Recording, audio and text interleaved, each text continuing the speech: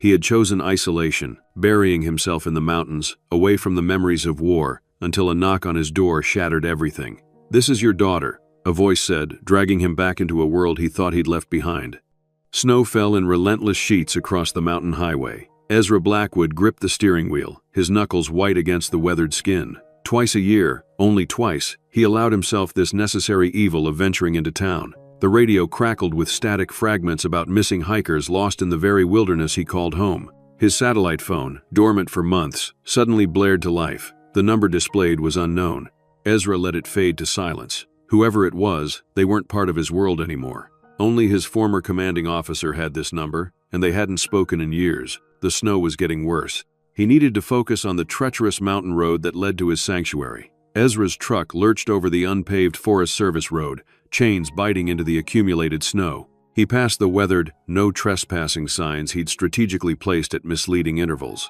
The false trails he'd created over the years would ensure no casual hiker would stumble upon his cabin. His home wasn't on any map. That's exactly how he wanted it. As the cabin came into view, sturdy logs darkened by years of mountain weather, smoke curling from the chimney thanks to the timer-controlled stove he'd engineered, something like peace settled over him. The solar panels on the south-facing slope were nearly buried in snow. He'd need to clear them tomorrow. Ezra unloaded his supplies methodically. Rice, beans, coffee, ammunition, medical supplies, and the few luxuries he permitted himself: books, pencils for sketching, and a bottle of decent whiskey. 6 months' worth of necessities carefully inventoried. The general store owner in town had stopped trying to make conversation years ago, just nodded and packed Ezra's standard order. But today, she'd broken their unspoken agreement. "Seems like more folks gone missing up in your neck of the woods," she'd said, sliding his change across the counter. "2 hikers last month, then that woman and her kid 3 days ago. You see anything unusual up there, Mr. Blackwood?"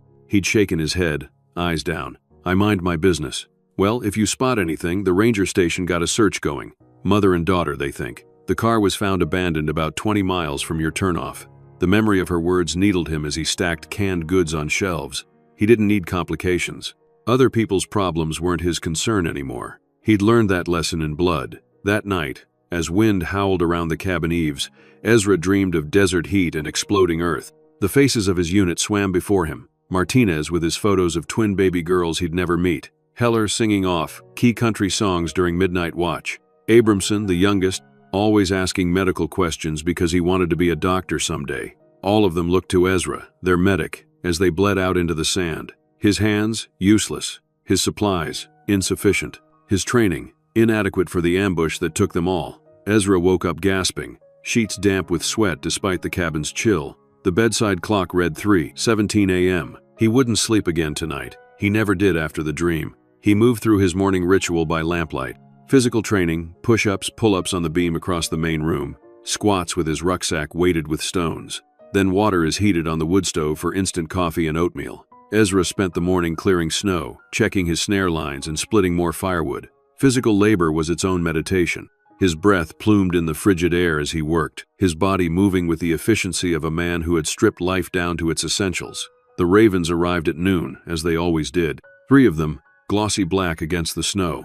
Ezra scattered a handful of corn and dried berries on the porch railing. He didn't name them. That would be too much like having pets, having attachments, but he recognized their individual patterns, the way the largest one always stood guard while the others ate. "At least you don't ask questions," he told them. The afternoon stretched before him, empty and predictable. He'd clean his hunting rifle, mend that tear in his winter coat, maybe read more of the astronomy book he'd picked up in town. The simplicity was a balm. No decisions that mattered beyond survival. No one depends on him. No one fails. As dusk approached, he sensed a change in the forest's rhythm. The ravens took flight suddenly, an hour before their usual departure. The chickadees fell silent. Something, or someone, was moving through his territory. Ezra reached for the binoculars he kept by the window. Nothing visible yet, but the disturbance moved closer. He retrieved his rifle from beside the door, checking that it was loaded. Probably just a deer or perhaps a black bear not yet in hibernation. But his instincts, honed by war and wilderness, told him otherwise. That's when he heard it. A sound so foreign to this place that it took him moments to identify it. A child's cough, followed by voices, too distant to make out words but unmistakably human. A woman's voice, then the higher pitch of a child responding. Ezra's heart hammered like a trapped animal trying to escape its cage. 12 years. 12 years without a single unwanted visitor. He moved silently to the window that gave the best view of the approach path. Two figures emerged from the tree line. A woman, tall and slender, her auburn hair visible beneath a knitted cap. She was supporting a smaller figure, a child, bundled in a coat too large, stumbling slightly in the deep snow. They were headed directly for his cabin. Ezra's mind raced through possibilities. Lost hikers who'd somehow found one of his hunting trails. Rangers searching for those missing persons. But rangers would have radios, proper gear. These two looked desperate. He could hide. Douse the lights. Let the wood stove die down. Wait in silence until they pass by. But the temperature will drop below 0 tonight. The child's cough had a wet, troubling sound even at this distance. As a medic, he'd sworn to do no harm. The internal debate became moot as the woman spotted the cabin. Her posture changed immediately, shoulders straightening, pace quickening. She said something to the child, pointing. Hope. He recognized the body language of Hope. They trudged through the snow toward his porch. Ezra stepped back from the window, rifle still in hand but lowered. He hadn't spoken more than a dozen sentences to another human being in months.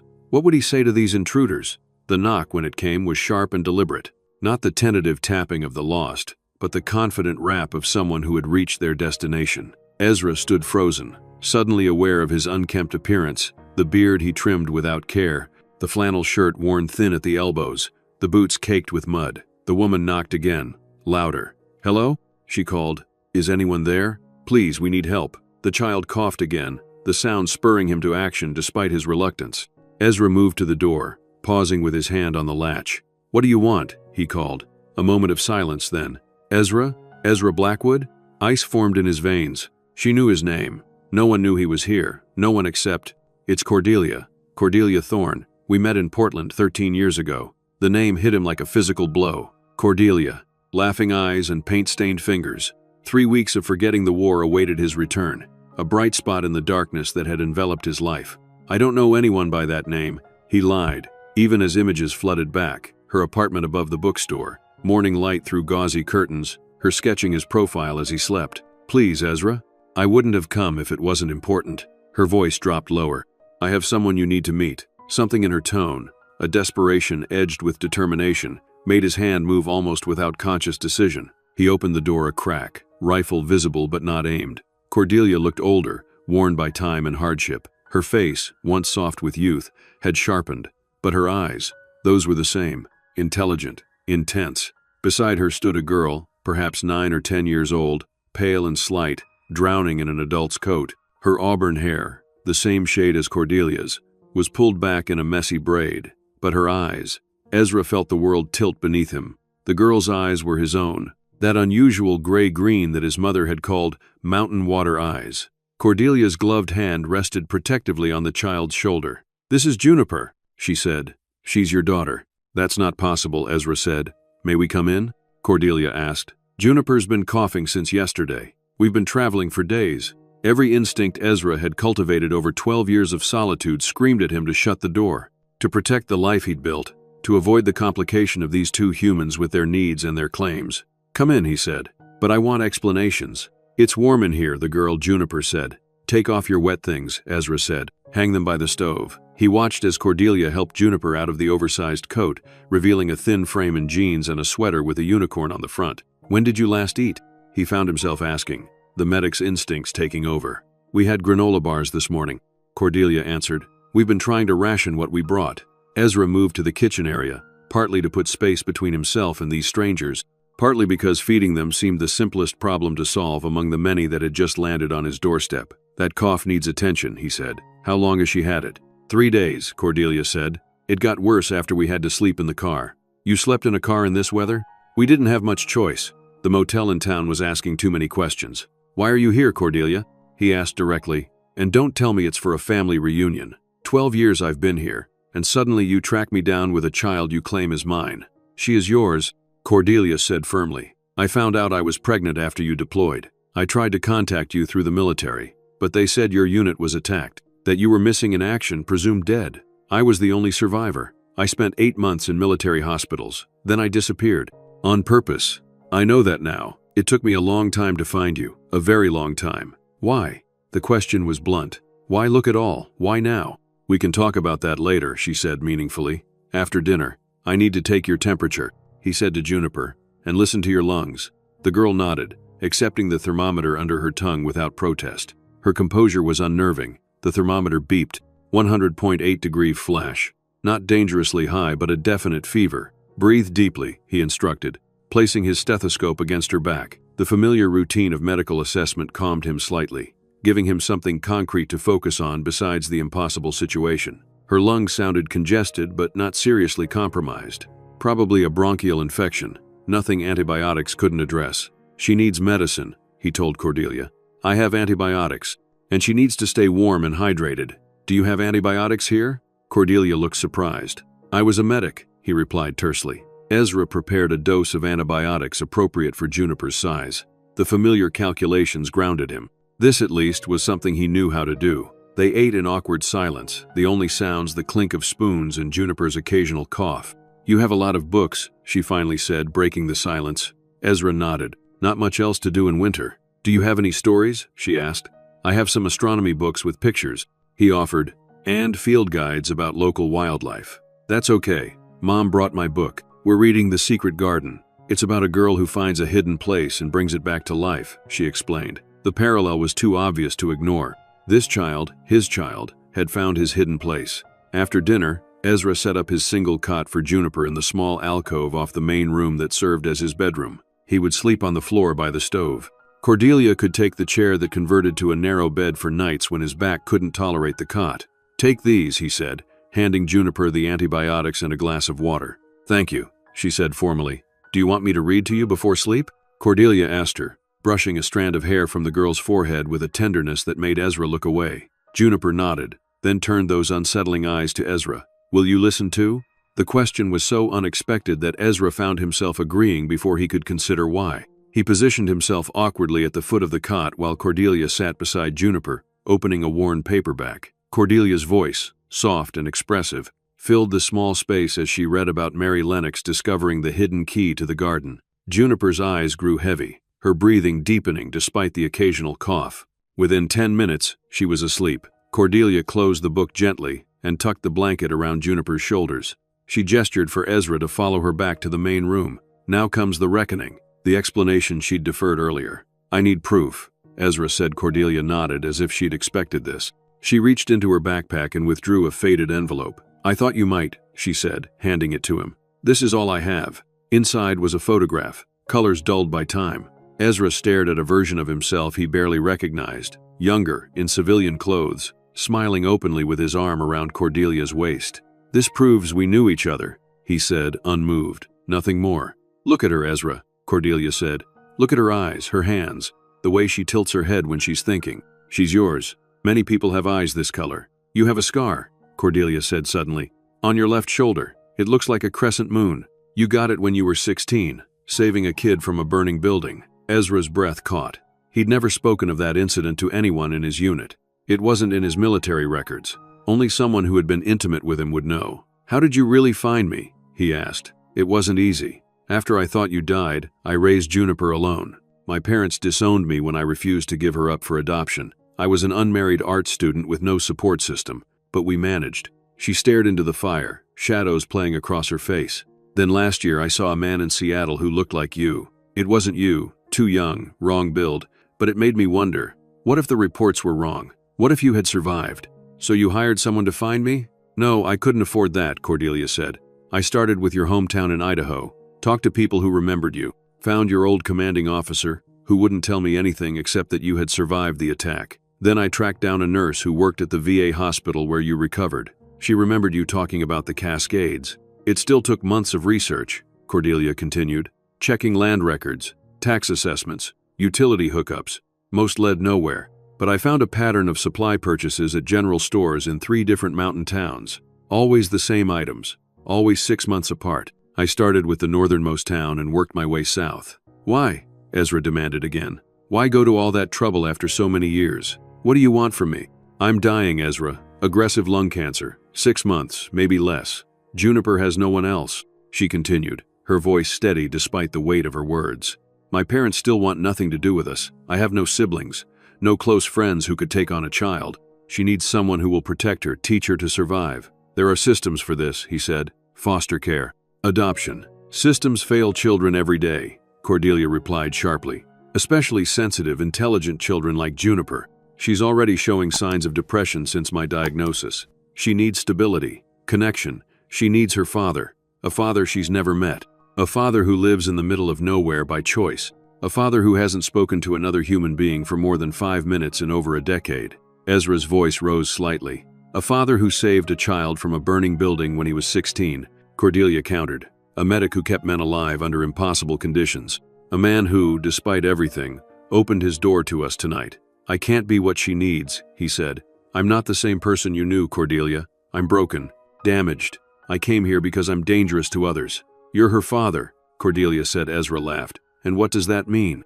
I don't know the first thing about raising a child. Neither did I, Cordelia replied. You learn, you try, you make mistakes and you fix them. I need time to think, he finally said.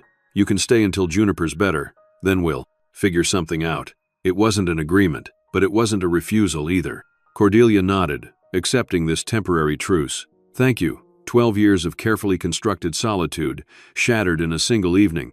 A child who carried his blood, his eyes, sleeping under his roof. A woman from his past, carrying a death sentence and impossible expectations.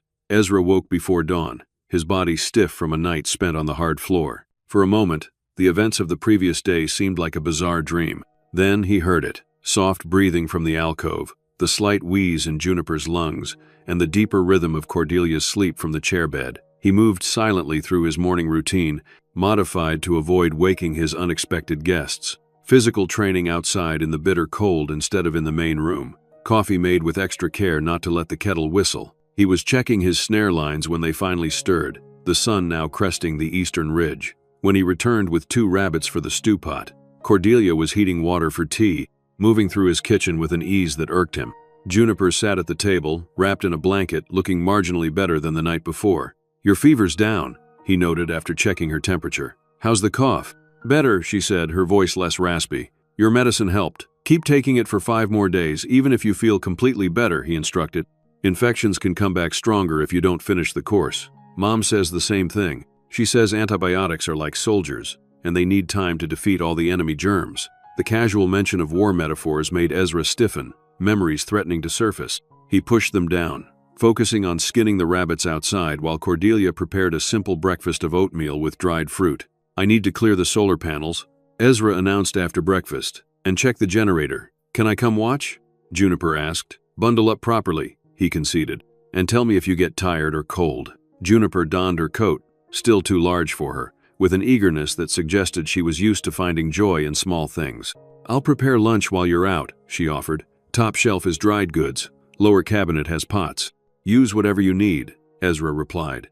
Outside, the day was bright but frigid, the snow crunching underfoot as Ezra led Juniper to the southern slope where his solar array was mounted. He showed her how to gently brush the snow away without scratching the panels, explaining the basic principles of how they worked. So the sun's energy gets turned into electricity, Juniper summarized, like plants do with photosynthesis. Yes, similar concept. You know about photosynthesis?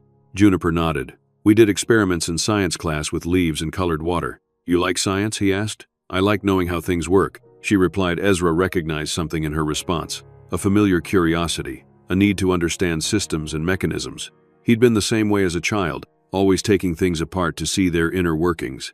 Mom says you were a doctor in the army, she said. A medic, Ezra corrected. Not the same as a doctor. I had emergency medical training. Did you help a lot of people? Some, he managed to say, his voice tight. Not all. Juniper seemed to sense his discomfort. She turned her attention back to the solar panels, working in silence for several minutes. I know about basic first aid, she offered eventually. Mom taught me how to clean a cut and make a bandage, how to tell if someone has a fever without a thermometer. That's good knowledge to have. She said my dad was a medic who saved people, Juniper continued casually, and that maybe someday I'd need to save someone too. Saving people isn't always possible, he said. But you try, right? That's what matters. That you try. Let's check the generator next, he said instead of answering, leading her around to the small shed. As they worked through his daily maintenance tasks, Ezra found himself explaining more than was strictly necessary, how the rainwater collection system functioned, why he positioned his snares where he did, which tracks in the snow belonged to which animals. Juniper absorbed it all with keen interest, asking intelligent questions that revealed an observant mind. When they returned to the cabin, the aroma of rabbit stew filled the air. Cordelia had found the herbs he'd dried and hung from the ceiling beams, combining them with his stores to create something more flavorful than his usual utilitarian meals.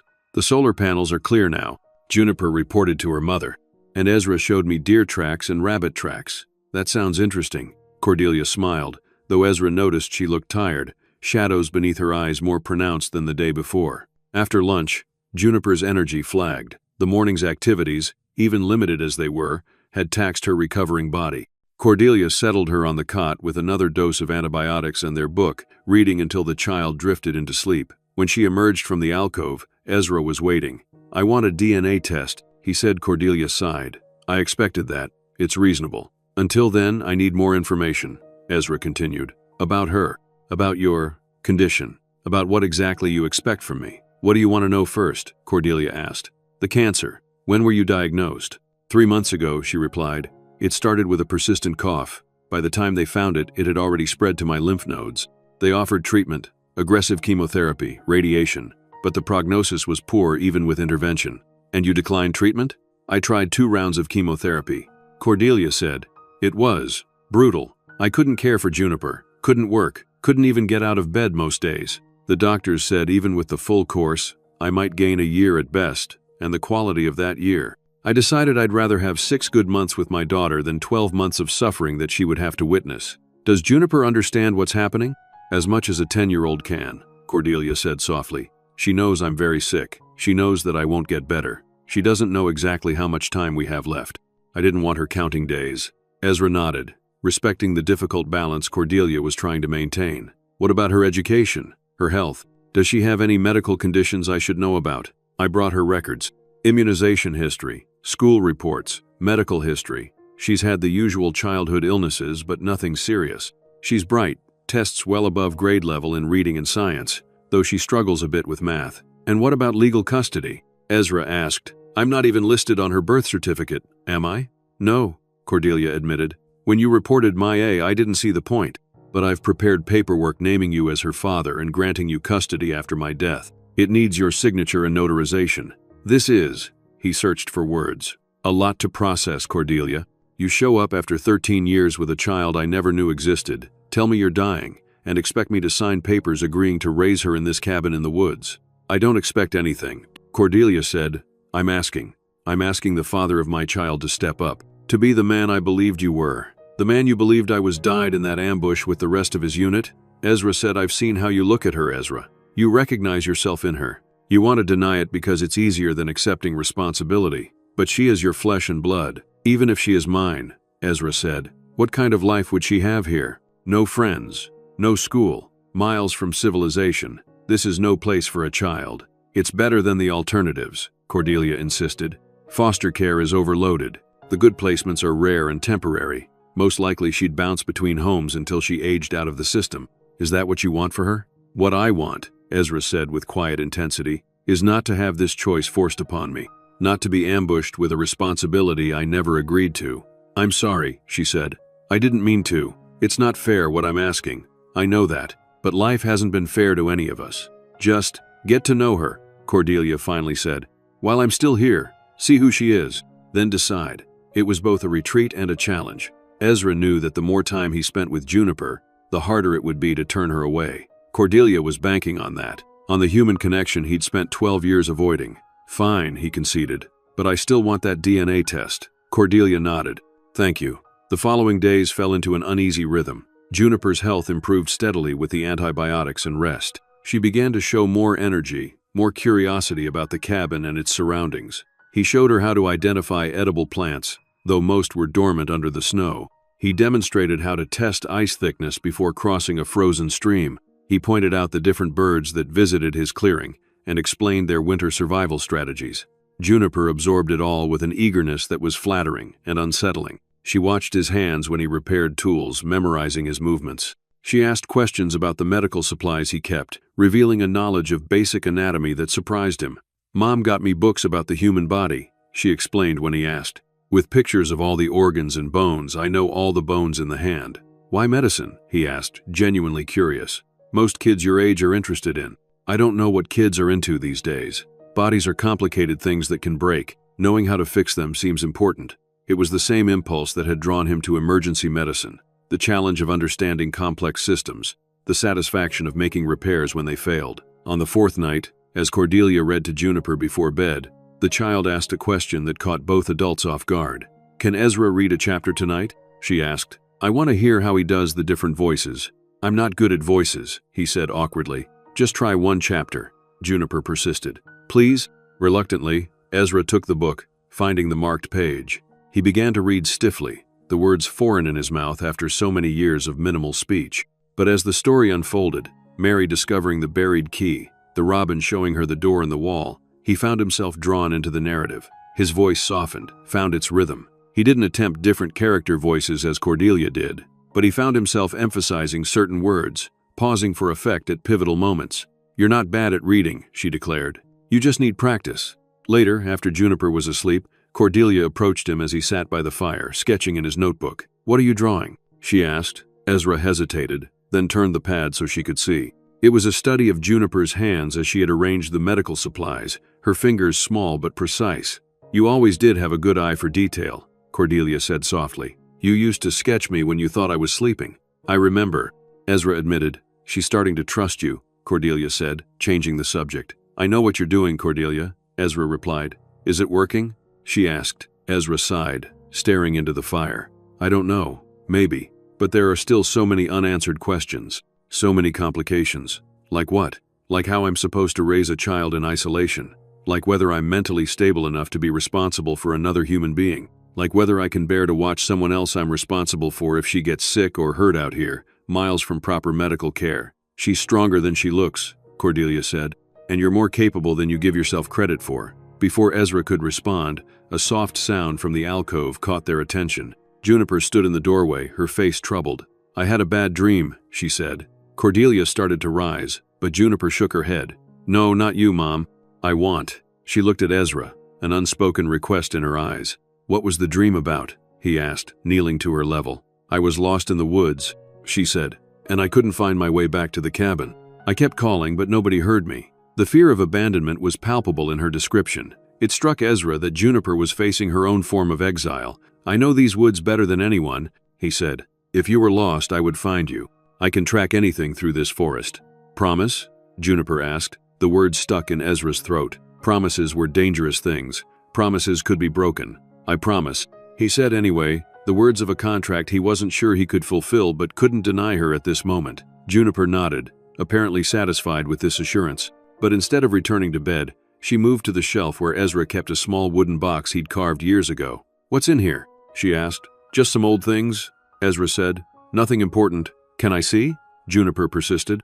Inside were the meager mementos he'd allowed himself to keep. His military dog tags, a smooth riverstone from his childhood home, a small pocket compass that had belonged to his grandfather, and a folded piece of paper. It was this last item that caught Juniper's attention. She lifted it carefully, looking to Ezra for permission before unfolding it. He nodded reluctantly, knowing what she would find. It was a pencil sketch he'd made of Cordelia 13 years ago. "It's Mom," Juniper said with quiet wonder. "She looks so young." "She was," Ezra confirmed. "Why did you keep this?" Juniper asked. "If you didn't know about me and you thought you'd never see her again?" "Some things are hard to let go of," he said finally. Juniper studied him with those eyes that mirrored his own, assessing his answer with a gravity beyond her years. "When I feel sad or scared," she said, "I sing a song Mom taught me." Before Ezra could process this statement, Juniper began to hum a melody that shattered his composure completely. It was a lullaby, simple and haunting, that his mother had sung to him as a child. A song he had occasionally hummed during long nights on watch in the desert, a connection to home when he was far from it. He'd hummed it sometimes in Cordelia's apartment, half-remembered notes rising unbidden during peaceful moments. She had remembered. She had passed it on to their daughter. "You used to hum it when you couldn't sleep," she said quietly. "I didn't know the words, but I remembered the melody. I wanted her to have something of you." Something broke open in Ezra's chest, a sealed chamber suddenly exposed to air. The lullaby, carried through time and distance, was more convincing than any DNA test could ever be. "The words are in Welsh," he said. "My grandmother taught it to my mother. It's about a bird building a nest for its young, promising to keep them safe through winter storms." Juniper's face brightened. "Can you teach me the words?" Ezra hesitated, then nodded. He began to sing softly. the Welsh words awkward after so many years of disuse. Juniper listened intently, then joined in on the second verse, mimicking the unfamiliar syllables with surprising accuracy. Their voices twined together in the warm cabin, his low and hesitant, hers clear and pure. When the song ended, the silence that followed held a different quality than before, no longer tense with unspoken questions, but resonant with shared connection. "Time for bed," Cordelia said gently. Juniper nodded, suddenly looking tired again. But before she returned to the alcove, she turned to Ezra. "Thank you for promising to find me if I get lost," she said seriously. "You planned this?" he said quietly, not looking up at Cordelia. "You knew about the lullaby. You knew what it would mean." "I hoped," Cordelia corrected. "I hoped it would help you see what I've always known, that she belongs with you." Ezra carefully refolded the sketch, returning it to the box along with the other mementos of his former life. But as he closed the lid, he knew that something fundamental had shifted. A week passed. The weather turned briefly milder, allowing longer excursions outside with Juniper, whose health had improved significantly. Ezra found himself sharing more of his survival knowledge, watching with grudging pride as she quickly grasped concepts that had taken him years to master. "You're a natural at this," he told her one afternoon as she successfully struck a fire using flint and steel. "It took me dozens of tries to get that right the first time." Juniper beamed at the praise. "It's like science. You have to understand what makes the spark, and then create the right conditions." "Exactly," Ezra agreed. He had begun to see how his isolated existence, which had seemed so stark and limited before, could be transformed through Juniper's eyes. Meanwhile, Cordelia spent increasing time resting, her energy visibly diminishing as the days progressed. The cancer was taking its toll, or so Ezra believed, noting her pallor and the way she sometimes pressed a hand to her chest when she thought no one was looking. Yet there were inconsistencies that nagged at his medical training. Her symptoms seemed to fluctuate unpredictably. Some mornings she could barely rise from bed, while by afternoon she might join them for a short walk outside. Certain foods she claimed upset her stomach one day would be tolerated fine the next.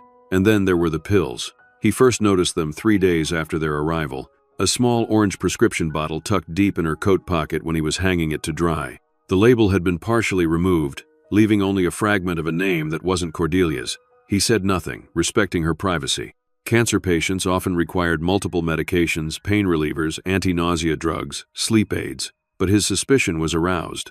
On the 8th day of their stay, Ezra woke before dawn as usual. He stepped outside to check the weather, finding the world transformed by a fresh dusting of snow that had fallen in the night. The pristine white blanket would make today's planned tracking lesson with Juniper perfect. As he returned to the cabin, he heard a sound from the small bathroom, a muffled sob followed by the distinct rattle of pills in a bottle. He paused, listening. Cordelia's voice, barely audible, whispering urgently to herself.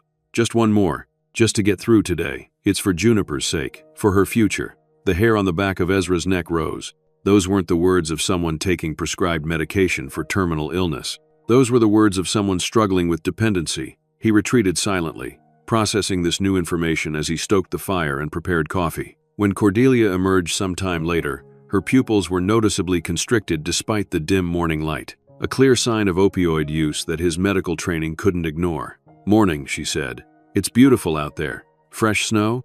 "About 2 inches," Ezra confirmed. "How are you feeling today?" "Better than yesterday," she replied. He let the lie stand, uncertain how to proceed. Confrontation might drive her away before they had resolved Juniper's future. Juniper was thrilled by the fresh snow when she woke, eager for the tracking lesson Ezra had promised. They spent the morning in the forest, following deer trails and discovering the delicate prints of a fox that had hunted mice beneath the snow. Juniper proved to have a sharp eye, spotting subtle signs that even Ezra sometimes missed. "Mom says I notice too much sometimes," she confided as they examined a perfect rabbit track. "She says it makes me worry about things I shouldn't." "Like what?" Ezra asked. "Just stuff. Like when she's having her tired days and needs extra medicine." "Does she have a lot of tired days?"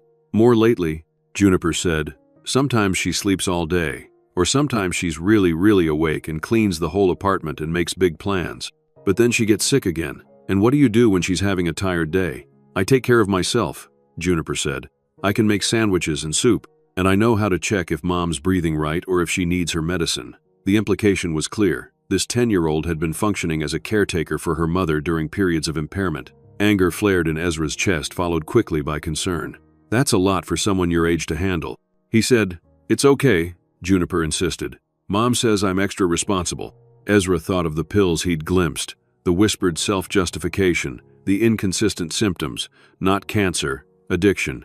Cordelia was an addict, and she had built an elaborate deception around her condition, possibly believing it herself to some degree. "Let's head back," he said, suddenly needing to confront this discovery. The temperature's dropping. When they returned to the cabin, Cordelia was sitting by the fire, sketching in a notebook she'd brought. She looked up with a smile. "Successful tracking expedition?" she asked, her voice too bright. "Very," Juniper answered. "We found fox tracks and owl marks and even where a mouse tunneled under the snow." "That's wonderful," Cordelia said. "Why don't you draw some of the tracks you saw?" "I have colored pencils in my bag." It was a transparent attempt to occupy Juniper while addressing whatever had darkened Ezra's mood. He allowed it, waiting until the child was settled at the table with paper and pencils before gesturing Cordelia outside. "We need to talk," he said. "You don't have cancer, do you?" Cordelia's face drained of color, but she maintained eye contact. "What are you talking about?" "Of course I do. I explained my diagnosis." "You explained a story," Ezra countered. "A story with enough medical details to sound convincing to someone who isn't looking too closely." "But I am looking now, Cordelia. Your symptoms don't match. Your behavior doesn't match. You're not an oncologist," she said. "I know addiction when I see it. The pill bottle with someone else's name. The mood swings. The inconsistent symptoms, Juniper talking about your tired days and how she has to take care of herself when you're impaired." Cordelia flinched at this last detail, genuine shame crossing her features. "What are you taking? Oxycodone? Vicodin? Does it matter? Does it change anything about why we're here?" "It changes everything," Ezra said. "You lied to me. You lied to Juniper. You manipulated us both with a terminal illness that doesn't exist. I am dying. Maybe not from cancer, but this will kill me eventually. And Juniper will be left with nothing and no one unless you step up." "How long?" Ezra asked. "It started after a car accident 4 years ago," she said. "Broken ribs, damaged vertebrae. They prescribed pain medication for 6 weeks. By week 4, I knew I was in trouble, but I couldn't stop. When the prescriptions ran out, I found other ways to get pills. And Juniper has been witnessing this? Living with this? I tried to protect her. I functioned. I held jobs. I got her to school. I'm not a monster, Ezra." "No, you're an addict," he said. "And you're using your daughter as leverage to secure her future rather than getting the help you need." "I tried rehab," Cordelia said. "Twice. Couldn't afford the good programs. The state-funded ones were overcrowded, understaffed. I relapsed both times within weeks. So you decided to track me down instead? To dump your responsibility on someone who hasn't been part of your lives for a decade?" "I decided to find her father," Cordelia corrected. "To give her one stable parent before the state takes her away from me. Is that so wrong?" "You should have told me the truth from the beginning," he said finally. "Would you have let us stay if I had?" Cordelia challenged. "I don't know," he admitted. "But lies poison everything they touch, Cordelia, including Juniper." The cabin door opened before Cordelia could respond. Juniper stood in the doorway, her small face tight with anxiety. "Why are you fighting?" she asked. "Is something wrong?" Cordelia immediately softened her posture, putting on the mask of reassurance. "Nothing's wrong, honey. We're just discussing adult things." "About me?" Juniper pressed. "Are you sending us away?" "No one's being sent away right now," he said carefully. "Your mother and I are working through some misunderstandings." Juniper looked between them, clearly unconvinced. "You're angry, I can tell. Is it because of Mom's medicine?" "Because she needs it when the pain gets bad." "Let's go back inside," Ezra suggested, unwilling to expose her to more conflict. "We can talk there." In the cabin's warmth, an uncomfortable silence settled over them. Juniper returned to her drawing but kept glancing up, monitoring the adults with the hypervigilance of a child accustomed to unpredictable environments. "Juniper," Cordelia finally said, "can you go organize your things in the alcove? I need to talk to Ezra alone for a few minutes." "You're going to fight again," Juniper said. "No," Cordelia promised. "No more fighting." Reluctantly, Juniper gathered her drawing materials and retreated to the alcove, though Ezra suspected she would be listening intently. "I'm not dying of cancer, Ezra, but I am dying," she said. "I'm not living either. I'm barely existing. Juniper deserves better than what I can give her." "She loves you," Ezra said simply. "Whatever your flaws, she loves you." "I know," Cordelia acknowledged. "And I love her more than anything. That's why I had to find you. That's why I had to secure her future before an overdose, before child services intervention, before imprisonment for illegal prescription use." "What exactly are you proposing now?" Ezra asked. "I want you to take custody of Juniper. Legally, permanently. She knows you now. She's connecting with you. She's learning from you. She'd be safe here. And you?" Ezra pressed. "What happens to you in this scenario?" "I'll go," Cordelia said, Once the paperwork is done, once I know she's settled, I'll leave." The resignation in her voice struck Ezra as fundamentally wrong. A surrender rather than a solution. "That's not an answer," he said firmly. "That's an abandonment dressed up as a sacrifice. Don't you dare judge me. You have no idea what it's been like, raising her alone, fighting this hunger every day. Failing over and over but having to get up anyway because she needs breakfast, needs help with homework, needs a mother who isn't a complete disaster." "You're right," Ezra conceded. "I don't know what that's like, but I do know what it's like to be haunted by failure. To believe you're too broken to deserve connection." The parallel between them, her addiction, his PTSD-driven isolation, suddenly clarified in sharp relief. They had both retreated from the world in their own ways, both convinced of their fundamental brokenness. "What are you saying?" Cordelia asked. Before Ezra could answer, a small sound from the alcove caught their attention. Juniper stood in the doorway again, tears streaming silently down her face. "You lied," she said, looking directly at her mother. "You're not dying of cancer. You're leaving me here." Cordelia's face crumpled. "Juniper, you promised," the child continued. "After the last time, you promised no more secrets, no more lies." "I was trying to protect you," Cordelia said weakly. By lying? By making me think you were dying?" Juniper's composure, so remarkable for her age, finally shattered completely. "I've been scared every day, counting the time we have left, and it was all fake." Her small body shook with sobs, years of fear and confusion breaking free at once. Ezra moved toward her instinctively, but she backed away from both adults. "Don't touch me! You're both liars," she cried. "He doesn't want me here, and you don't want me with you." With that, she turned and ran for the door, yanking it open before either adult could react. She bolted into the snow, coatless and wearing only socks on her feet. "Juniper!" Cordelia screamed. Ezra was faster, grabbing his coat from the hook by the door and plunging into the freezing afternoon air. The temperature had dropped significantly since their tracking expedition that morning. "Juniper!" he called, his voice echoing across the clearing. "Stop! It's not safe!" There was no response, only the continued trail of footprints disappearing into the trees.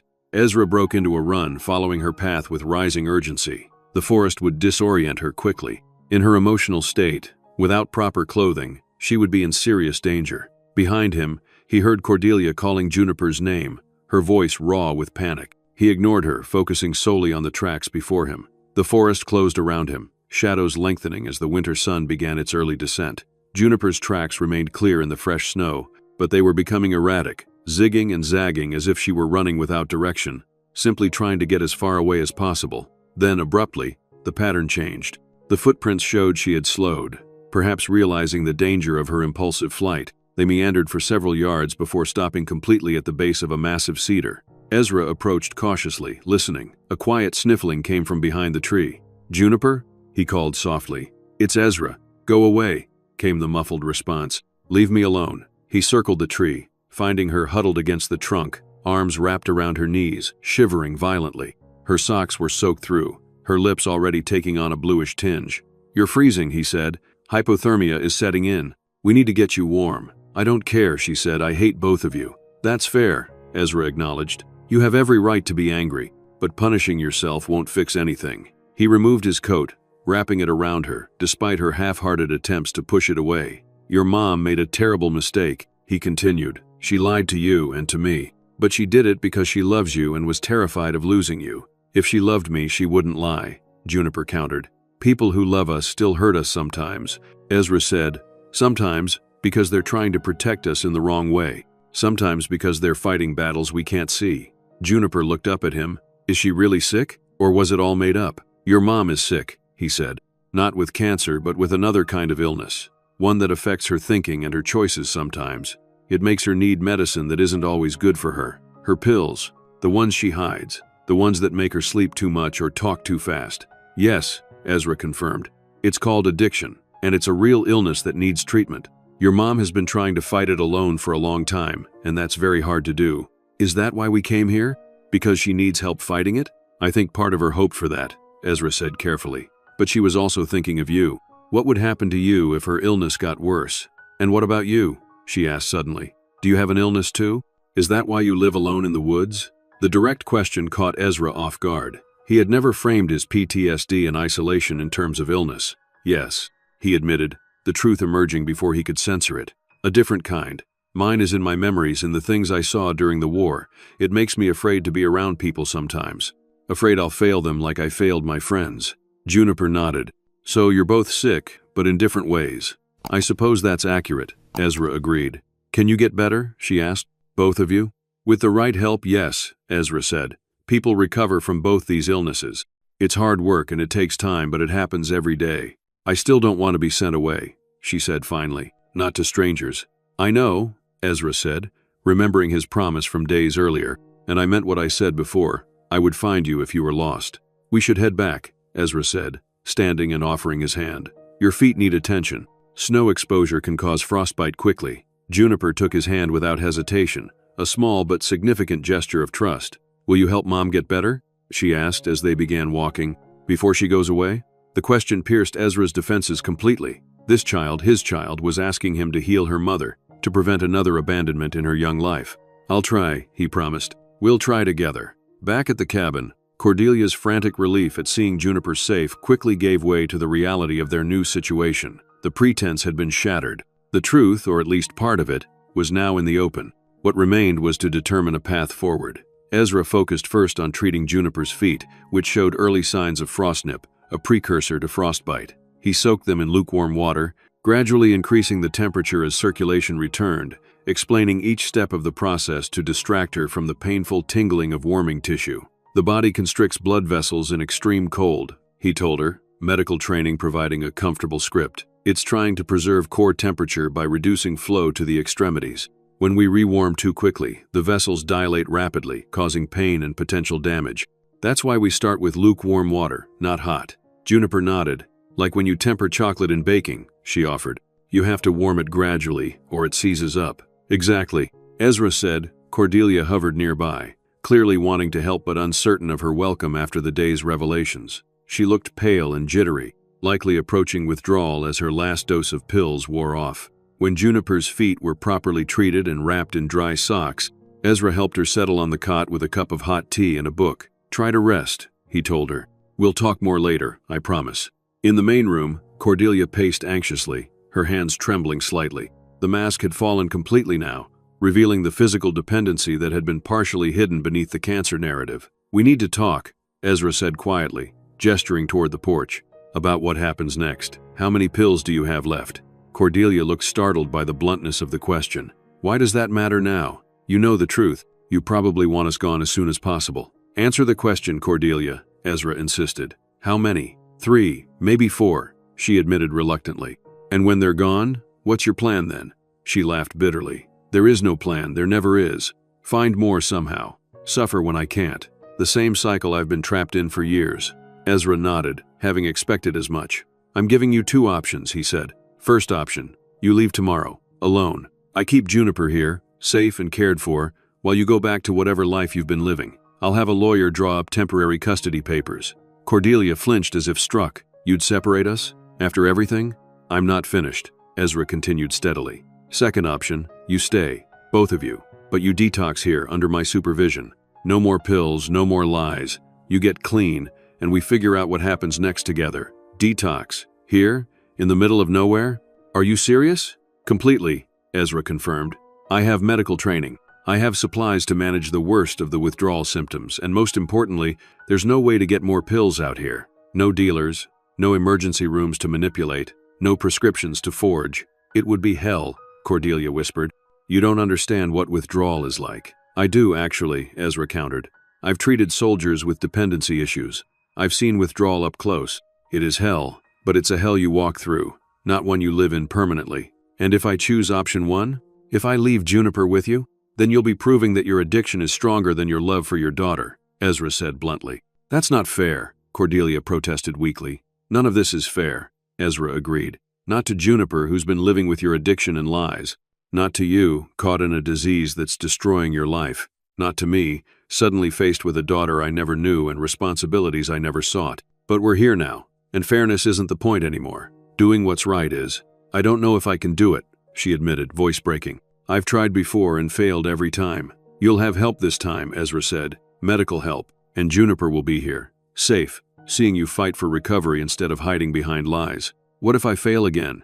What happens to her then? Then at least she'll know you tried. Ezra said simply, "That you loved her enough to face the hardest thing in your life, and she'll still have me." The last statement emerged without conscious thought, a commitment he hadn't planned to make but now recognized as inevitable. Cordelia wiped at her tears with shaking hands. "When would we start?" "Tonight," Ezra said firmly. He expected resistance, bargaining, perhaps even a last-ditch attempt to hide some pills in reserve. Instead, Cordelia reached into her pocket and withdrew the orange bottle, handing it over with a finality that spoke of both surrender and the first fragile step toward reclaiming her life. "4 left," she confirmed. Ezra examined the label, oxycodone, 30 mg, prescribed to someone named Robert Jennings. A powerful dose. The withdrawal would be severe. "We'll get through it," he said. "Let's tell Juniper what's happening. She deserves to understand." Inside, they found Juniper still awake, watching them intently as they entered. The wariness in her expression cut Ezra deeply. No child should have to be so vigilant, so prepared for adult failures. "Your mother and I have made a decision," he said, sitting beside her on the cot. "She's going to stay here and get treatment for her illness. It will be difficult and she'll need our support." Juniper's eyes widened slightly. "She's not leaving?" "No," Cordelia said. "I'm not leaving you. I'm going to get better. For real this time." "You promised that before," Juniper said. "I know," Cordelia acknowledged. "And I failed you then. But this time is different. This time we have help." She glanced at Ezra. "And this time you'll see everything. No more secrets." "Will it be scary?" Juniper asked. "Parts of it will be," Ezra answered honestly. "Your mom's body has become dependent on medicine it shouldn't have. When that medicine is gone, her body will react strongly until it learns to function normally again. She'll be uncomfortable and sometimes in pain. Like having a really bad flu," Cordelia added. "But Ezra knows how to help," Juniper confirmed. "I do," he said, the responsibility settling heavily on his shoulders. "I have medicines that will make it easier, not painless, but easier. And I've helped people through this before." "When does it start?" Juniper asked. "Soon," Cordelia answered, already showing the first subtle signs of withdrawal, a fine sheen of sweat on her forehead, pupils beginning to dilate. "Tonight or tomorrow morning, depending on how quickly my body reacts." Ezra spent the evening preparing, organizing his medical supplies, setting up a makeshift sick room in the main cabin area, reviewing his mental inventory of withdrawal management protocols. He brewed willow bark tea to help with the fever and pain that would come, and prepared a rehydration solution with salt, sugar, and water to combat the inevitable fluid loss. Cordelia grew increasingly agitated as the hours passed, her body sensing the coming deprivation. She paced, scratched unconsciously at her arms, and checked the clock obsessively. "Try to sleep while you can," Ezra advised her. "Once it starts in earnest, rest will be difficult." "I can't sleep," she said. "My skin feels wrong.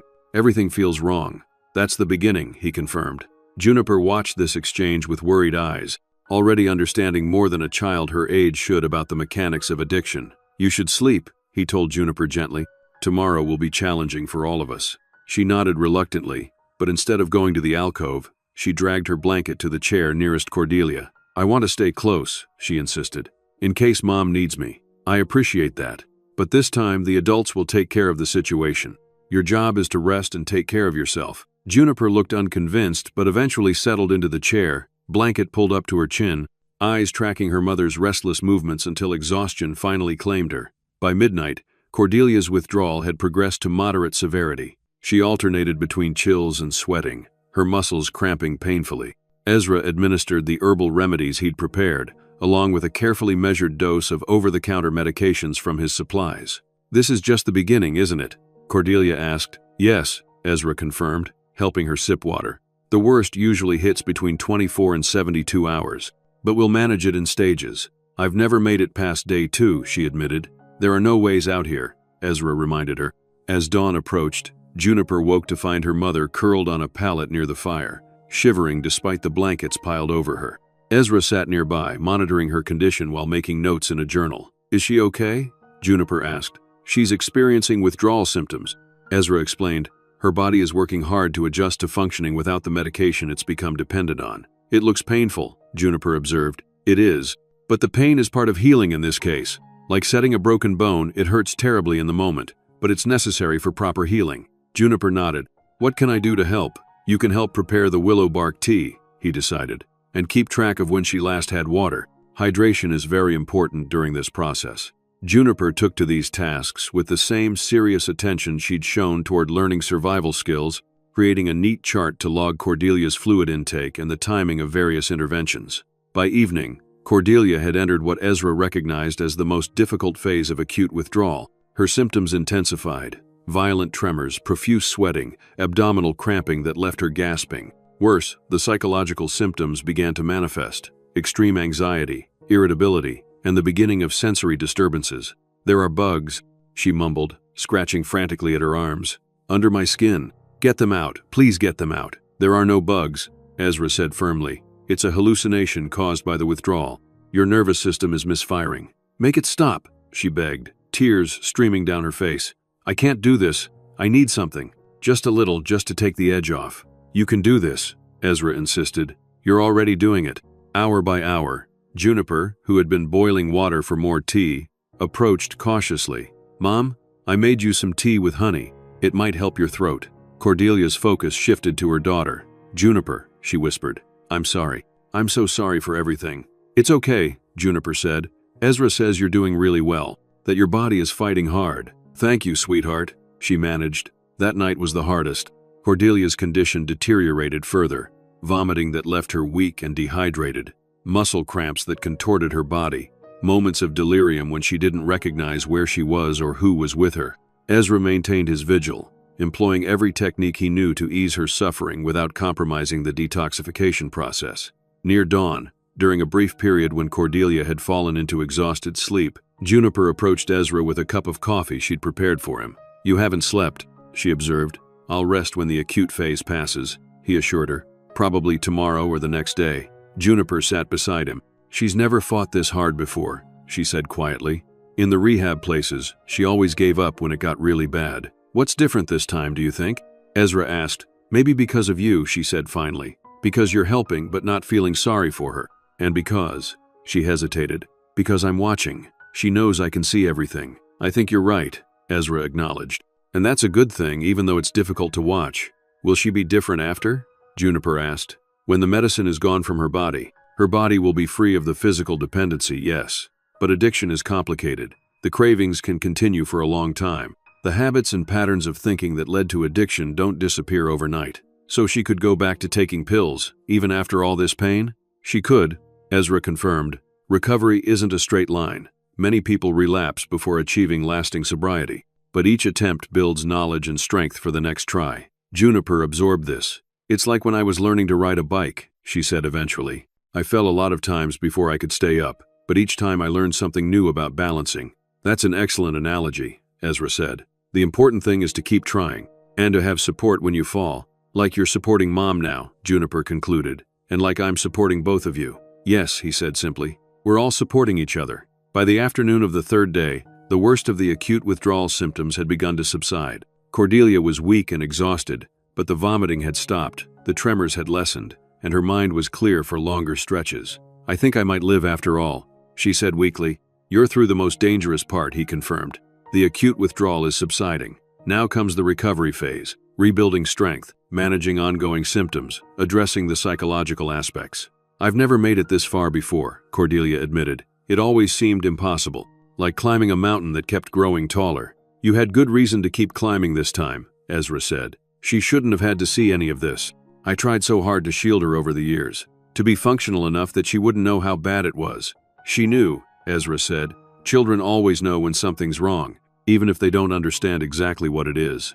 She has your way of seeing patterns, connections, your focus, the acknowledgement of their shared traits. This confirmation of their biological connection beyond the physical resemblance settled something in Ezra's mind. Whatever doubts he might have harbored about Juniper's paternity had been resolved. "What happens now?" Cordelia asked. "Now we rebuild," Ezra said simply. "Your health, Juniper's trust, our understanding of what comes next." The plural pronouns, we, our, emerged naturally, reflecting the reality that their lives had become intertwined in ways that couldn't be easily untangled. As if summoned by their conversation, Juniper stirred and opened her eyes, immediately checking her mother's condition with the vigilance that had become habitual. "You look better," she observed, coming to sit beside Cordelia. "I feel better," Cordelia confirmed, "thanks to both of you." "You did the hard part," Ezra reminded her. "What happens after you get better?" Juniper asked the question directly and unavoidably. "Do we stay here? Do we go back home? What about school and stuff?" Ezra and Cordelia exchanged a glance, both realizing they had been so focused on surviving the withdrawal that they hadn't discussed what would follow. "We haven't figured that out yet," Ezra admitted, "but we will, together. For now, the priority is getting your mom completely well and making sure you're safe and cared for." "Can I stay here while we figure it out?"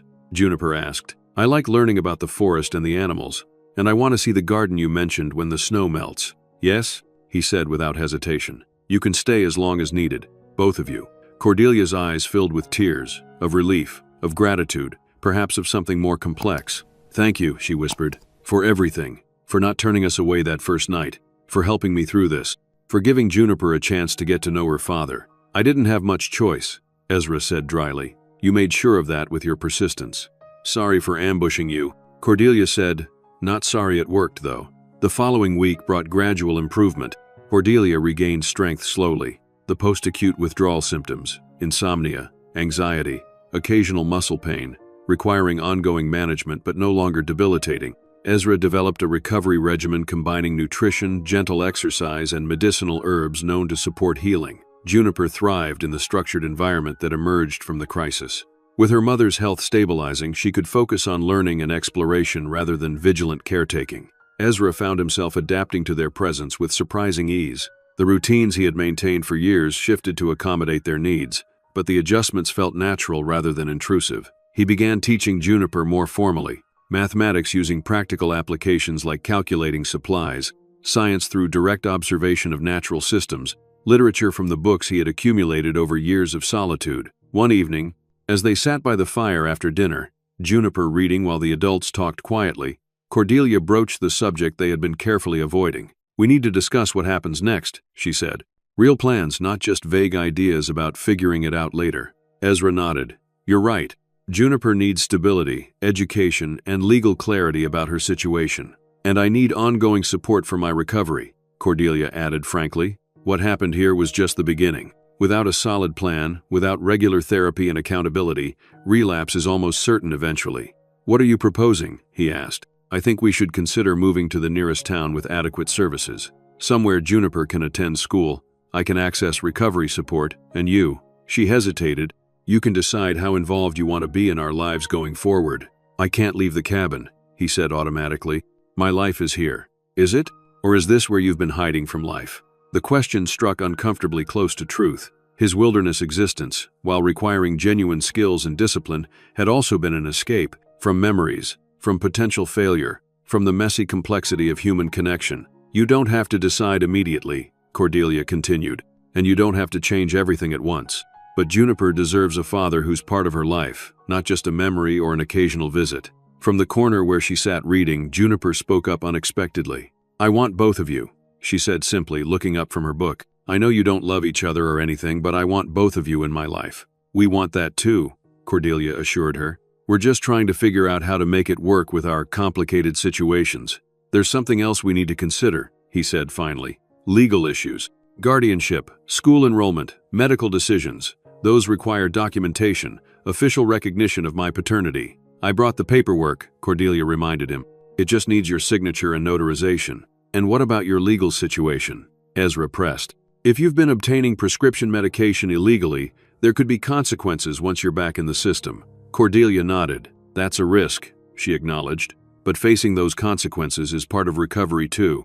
I can't keep running from what I've done. We should take this one step at a time," Ezra suggested. "First, establish legal paternity, so I have standing to make decisions regarding Juniper's welfare. Then explore options for education, living arrangements, support services."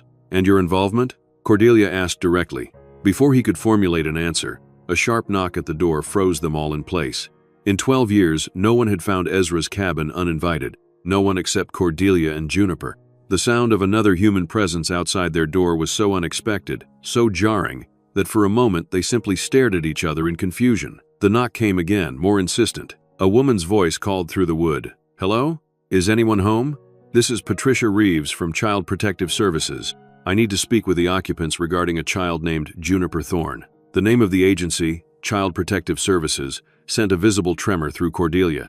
Her face drained of color, hands clenching reflexively in her lap. This was the threat that had driven her desperate search for Ezra, the intervention she had been trying to forestall by securing Juniper's future. "How did they find us?" she whispered. Ezra's mind raced through possibilities. The store owner in town, he realized. She mentioned missing hikers, a mother and daughter. "Your car was found abandoned.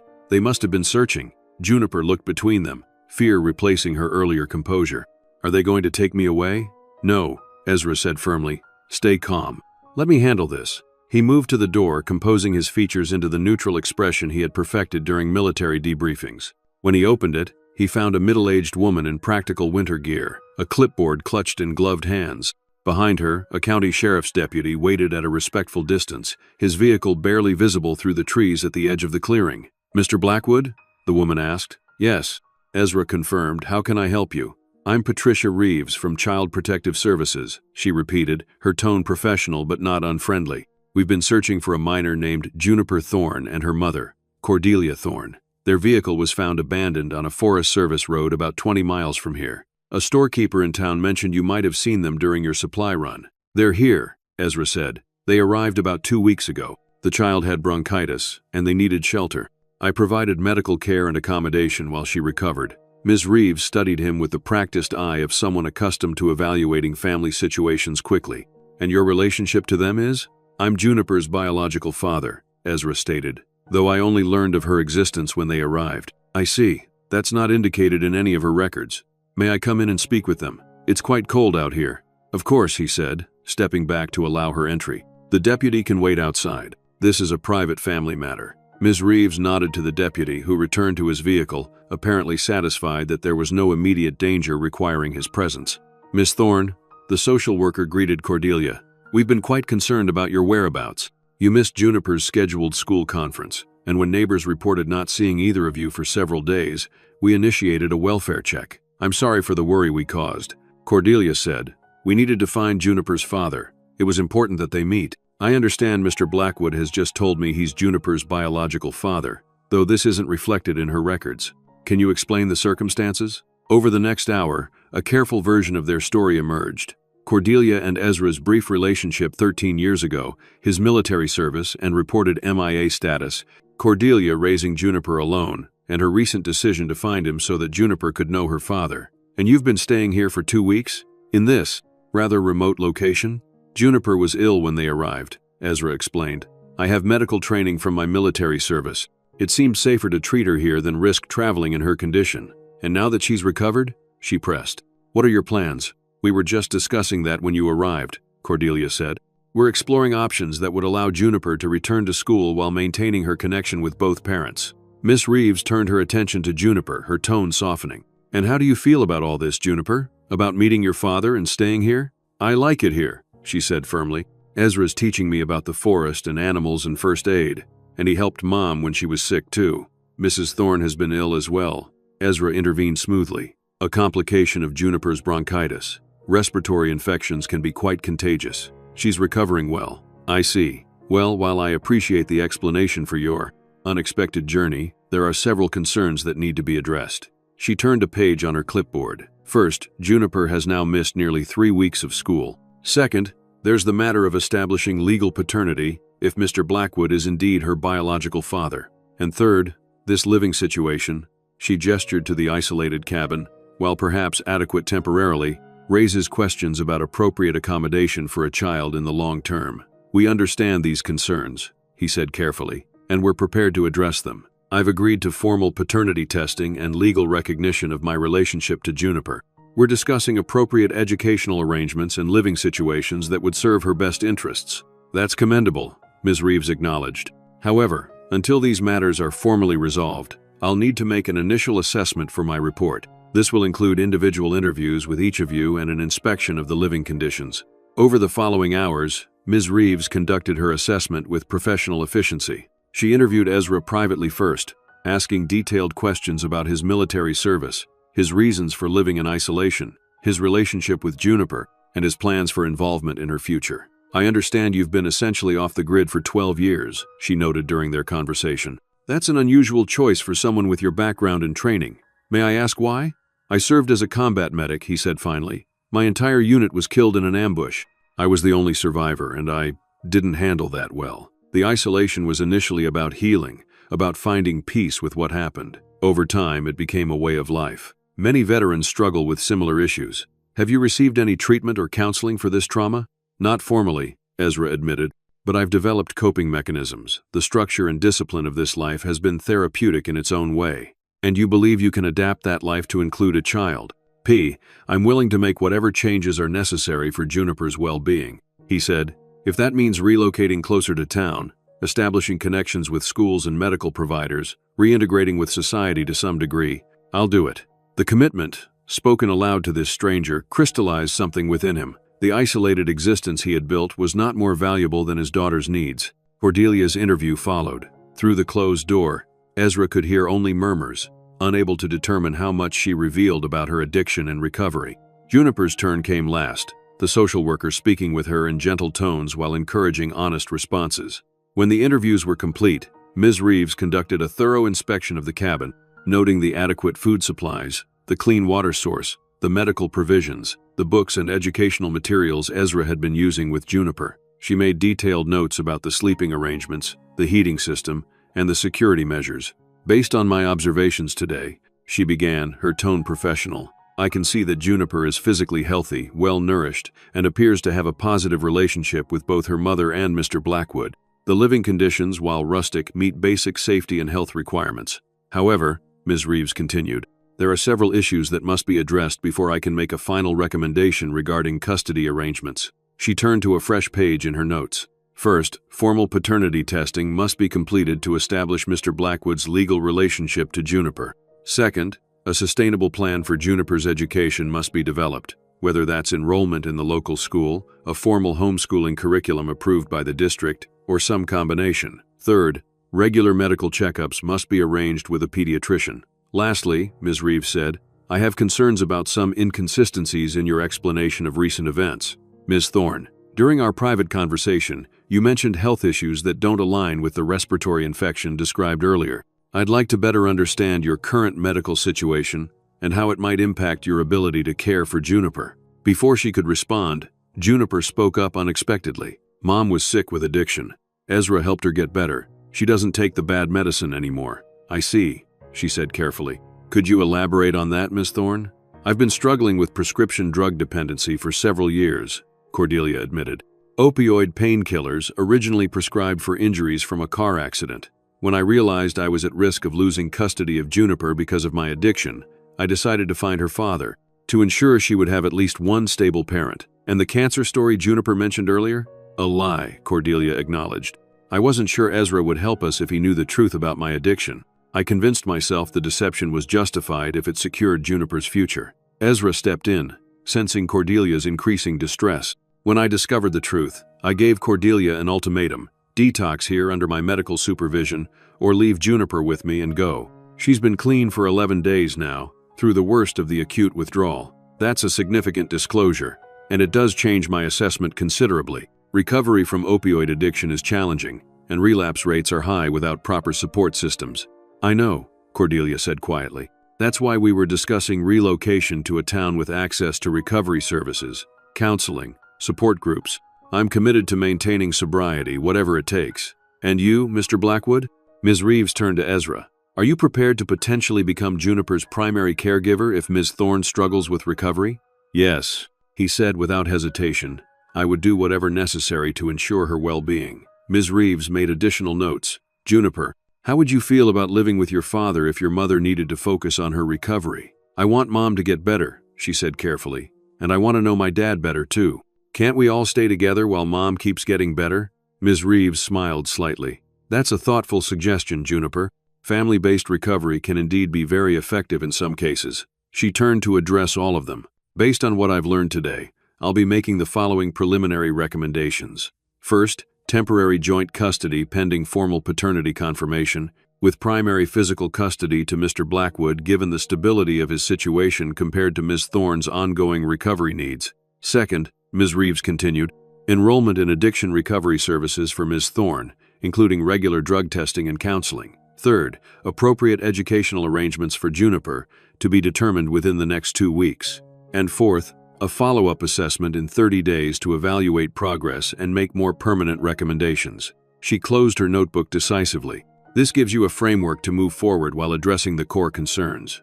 I should note that this is more flexible than our typical approach, largely because Juniper appears well-adjusted, and there's clear evidence of positive family dynamics despite the challenging circumstances. Ezra felt a weight lift from his shoulders, not because all problems were solved, but because a path forward had emerged, one that recognized their efforts and allowed them to continue as a family unit, however unconventional. "Thank you," he said simply. "This is just the beginning," Ms. Reeves cautioned as she prepared to leave. "There will be regular check-ins, paperwork, appointments. The system is designed to provide support but also accountability." "We understand," Cordelia assured her. After providing them with a folder of forms, contact information, and resources, Ms. Reeves departed with the deputy who had waited patiently in his vehicle. The three of them sat in the quiet cabin, processing the implications of the social worker's visit and recommendations. "That went better than I expected," Cordelia finally said. "I was sure she would take Juniper immediately when she learned about the addiction." "She's good at her job," Ezra observed. Looking at the whole picture, not just isolated problems, she saw that Juniper is safe and well cared for here despite the complications. Juniper spoke up hesitantly. "Does this mean we can stay together? All of us?" "It means we have a chance to build something together," Ezra said carefully. "Not exactly like a traditional family maybe, but something that works for us, for you. We'll need to make changes," Cordelia added. "Find a place closer to town, arrange for your schooling, set up my recovery support system. But we'll do it together?" Juniper pressed. "Together?" Ezra affirmed. One step at a time. The following month brought rapid changes to their lives. With Ms. Reeves' guidance, they located a small house on the outskirts of the nearest town, close enough for Juniper to attend school and Cordelia to access recovery services, yet private enough to ease Ezra's transition back to more populated surroundings.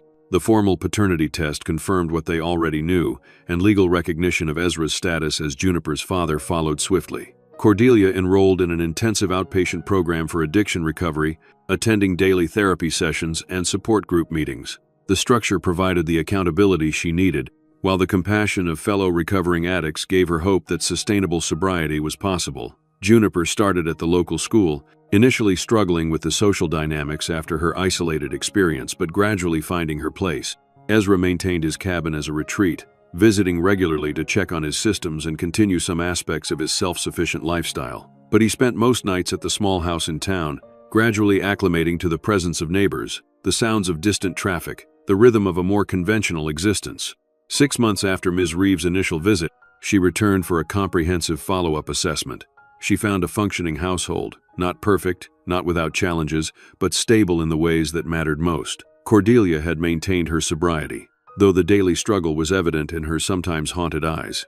Ezra had begun seeing a counselor specializing in military trauma, and Juniper was thriving, her natural intelligence nurtured by education and her emotional security strengthened by the presence of 2 parents committed to her well-being. "You've made remarkable progress," Ms. Reeves noted. "All the benchmarks we established have been met or exceeded." "It hasn't been easy," Cordelia acknowledged.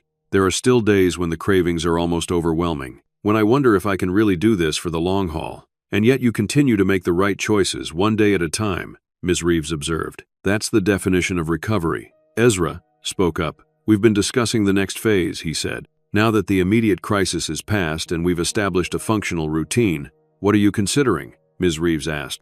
"A more permanent living arrangement," Ezra explained. "This rental has served its purpose, but it's not ideal for the long term. I've been looking at properties that would combine aspects of my previous lifestyle with the accessibility Juniper and Cordelia need. A compromise between isolation and integration," Cordelia clarified.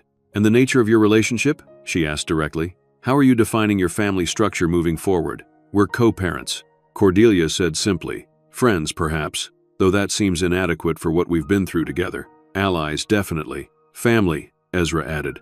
"Not in the traditional sense, but in the ways that matter. We're committed to Juniper's well-being and to supporting each other's healing journeys." Ms. Reeves nodded, apparently satisfied with this honest assessment. "That's refreshingly realistic. Too often, families try to force conventional structures that don't suit their unique circumstances." She made a final note in her file before closing it decisively. "Based on my observations and the documented progress, I'll be recommending closure of Juniper's case with periodic check-ins as a precautionary measure.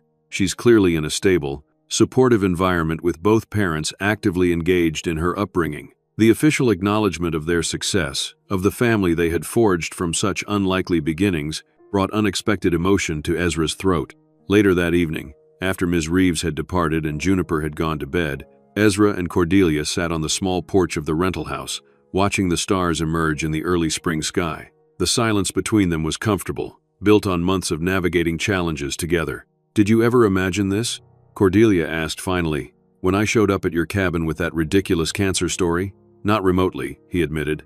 "I thought you were running some kind of scam, or that you were delusional." "I was," Cordelia said. "Addiction is its own kind of delusion. It rewrites reality to justify its demands." "And now?" Ezra asked. "Now I'm learning to live in actual reality," she said simply, "with all its complications and disappointments, but also its unexpected gifts. Like finding that the man I barely knew 13 years ago would become the most reliable person in my life when everything was falling apart. We should tell Juniper about the case closing tomorrow," he suggested, "and start involving her more directly in the plans for a permanent home. She has good instincts about what would work for all of us." "She asked me yesterday if we could have chickens," Cordelia said with a laugh. "Apparently someone at school has backyard hens, and now she's fascinated by the idea of collecting eggs every morning." "Chickens are practical," Ezra noted. "Good protein source, minimal maintenance if properly set up. Always the survivalist. Old habits," he acknowledged, "but adaptable to new circumstances." The conversation drifted to other topics. Juniper's upcoming science project, a promising job lead for Cordelia at the local library, Ezra's tentative agreement to teach a wilderness first aid course at the community center. As night deepened around them, Ezra found himself reflecting on the strange journey that had brought them to this point. The knock on his door that had shattered 12 years of isolation, the desperate lie that had concealed a deeper truth, the child whose existence had reconnected him to a world he had been determined to leave behind. "We should head in," Cordelia said. "Early day tomorrow." Ezra nodded, following her inside. At the doorway to his room, Ezra paused. "Do you ever regret finding me? Given everything that followed, all the complications, the scrutiny?" "No," she said finally. "It was the wrong approach, based on desperation and addiction-fueled thinking. But the underlying instinct was right. Juniper needed her father, and maybe you needed her too." The simple assessment captured what Ezra had been slowly recognizing over the months, that in trying to save Juniper from her mother's addiction, he had inadvertently saved himself from the prison of his isolation. "Good night, Ezra," Cordelia said. "Good night," he replied. In his room, Ezra stood at the window, looking out at the stars visible even through the light pollution of the small town. The constellations were the same ones he had observed from his cabin porch, yet his perspective had altered fundamentally. He was no longer merely an observer of life, isolated and apart. He had become a participant, with all the messiness and uncertainty that entailed.